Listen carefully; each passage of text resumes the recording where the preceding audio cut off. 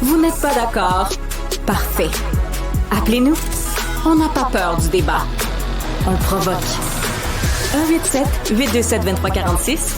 187 Cube Radio.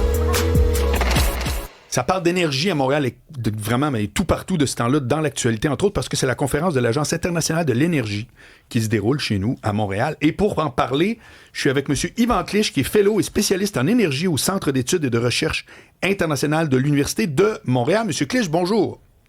Bonjour. Vous signez un article très intéressant aujourd'hui dans la presse où vous dites que, à travers tout ce qu'on entend par rapport, écoutez, toutes les formes d'énergie, puis blablabla, vous soulignez l'efficacité énergétique, pilier du succès de la transition. Pouvez-vous élaborer là-dessus? En fait, on est maintenant rentré dans une nouvelle ère dans le domaine de l'énergie. C'est l'ère de l'électricité. C'est l'Agence internationale de l'énergie, justement, qui le dit. La demande en électricité est beaucoup plus forte que la demande en énergie en général. Là, j'entends toutes les formes d'énergie, incluant le pétrole et le gaz. OK. C'est que on essaie d'électrifier les transports, on essaie d'électrifier les bâtiments. Évidemment aussi la demande des centres de données pour l'intelligence artificielle. Et ça fait quoi? Ça fait que la demande explose et que donc il faut construire de nouveaux équipements qui coûtent de l'argent. Alors, si tous on est en mesure de consommer mieux, de consommer de façon un peu plus sobre, on libère des kilowattheures qui peuvent ensuite être justement confiés à d'autres développements, types de développement économique. Donc, si vous, moi, les gens dans la rue, le quartier, la ville, on consomme moins d'électricité, ben ce sont des kilowattheures qui peuvent ensuite être confiés à une entreprise Oui. pour du développement économique. J'insiste, je termine là-dessus. Le Québec, on n'a jamais fait face à une situation auquel on fait face actuellement, c'est-à-dire qu'on n'est pas capable de rencontrer toute la demande. Ah Avant, oui, hein? Hydro-Québec n'avait aucune difficulté à Ben, même accepter on vendait ailleurs. toutes les formes de raccordement. Et puis là, c'est pas le cas. Donc, ça veut dire que si on consomme mieux, ben, on s'aide les uns les autres. On fait en sorte que les kilowattheures qu'on gaspille un peu, ben, si on peut les libérer, on peut ensuite, ils peuvent être confiés ou attribués à une entreprise pour qui va créer des emplois. Alors, et ça, c'est rendu, je dirais, une permanence. Avant, on avait des surplus, on se disait, c'est pas bien grave l'efficacité énergétique. C'était épisodique. Maintenant, je pense que c'est devenu, entre guillemets, structurel. On a vraiment besoin de mieux consommer pour libérer des kilowattheures à des fins plus productives. Dans votre article, M. Clich, vous donnez 4 rôles majeurs, justement, que l'efficacité énergétique peut avoir. Pouvez-vous les passer à travers chacun? Parce que j'ai trouvé ça très intéressant. Ben justement, le premier, je viens de le mentionner, c'est que si on libère des kilowattheures en consommant mieux, on va libérer des kilowattheures pour des kilowatts et kilowattheures pour d'autres besoins économiques, pour des entreprises qui en ont besoin, qui se font refuser parce que Hydro-Québec n'arrive pas à suppléer à toute la demande.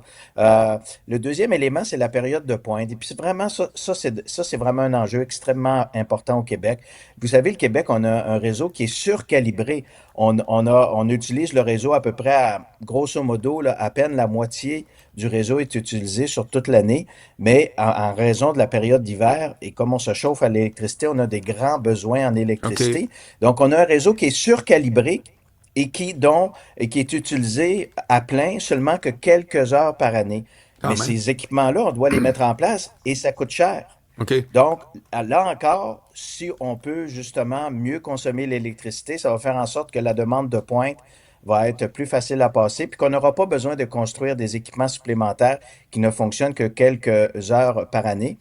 L'autre point aussi, c'est qu'on s'en va dans une transition énergétique. C'est une transition vers l'électricité. Ça veut dire que on va additionner beaucoup d'équipements sur le territoire. Ça veut dire des centrales, des postes d'électricité, des lignes.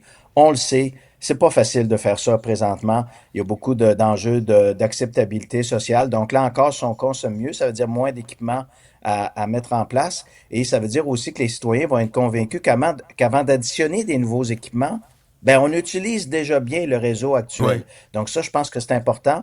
Puis le dernier point, ben, c'est que chaque kilowatt qu'on veut additionner, chaque équipement qu'on veut additionner va effectivement coûter plus cher. Je vous donne un exemple. Les centrales actuelles, la moyenne des centrales d'Hydro-Québec autour de 3 sous le kilowattheure, mais les prochaines centrales, ça va être autour de 11-13 sous le kilowattheure.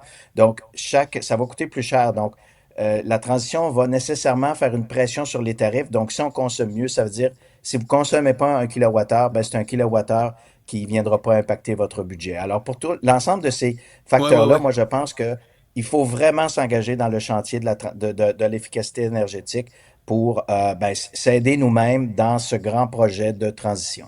Monsieur Yvan Clich, je suis obligé quand même de poser la question. Vous n'avez pas l'impression que tout ça, partout dans le monde actuellement, c'est un serpent qui se mange la queue? C'est-à-dire que tout à coup, là, l'intelligence artificielle, les centres de données, puis là, on se dit, ça y est, ça prend plus d'électricité, puis tout ça. C'est comme si on est dans une course à l'électrification.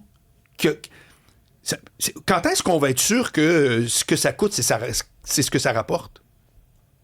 Ben, vous avez quand même là une bonne question. C'est sûr qu'il faut soulever ces enjeux-là.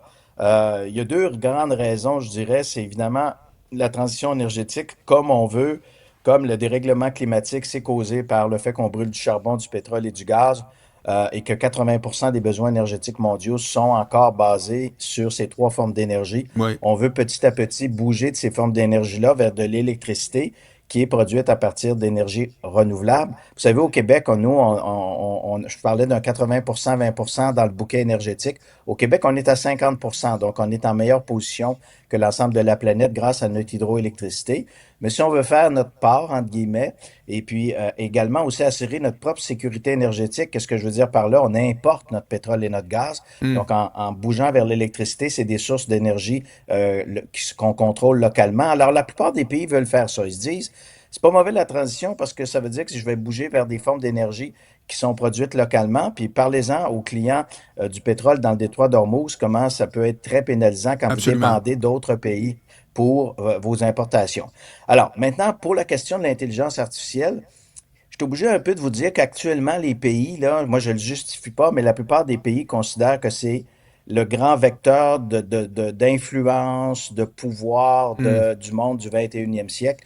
Celui qui va contrôler l'intelligence artificielle va se doter d'un avantage économique, technologique, scientifique sur ses voisins. Ça veut dire aussi que les pays vont se dire, ben moi, je veux pas être dépendant des États-Unis, de la Chine pour maîtriser ces technologies-là. Donc, tout le monde veut avoir une partie du gâteau de l'intelligence artificielle pour être plus autonome et assurer une certaine influence économique et scientifique dans le monde du 21e siècle qui est encore en train de se bâtir.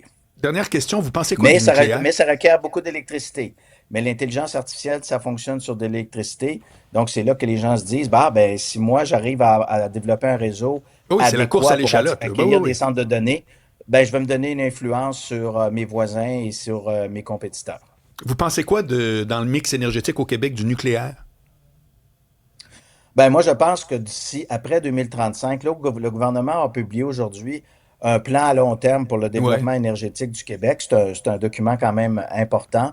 C'est une première au Québec là, de planifier sur un horizon de temps aussi long. Oui. Ça nous amène en 2050. Puis 2050, on ne voit pas encore le rôle du nucléaire. Mais vous savez, il va arriver un certain moment où le Québec, on va avoir développé nos meilleurs sites de production d'hydroélectricité.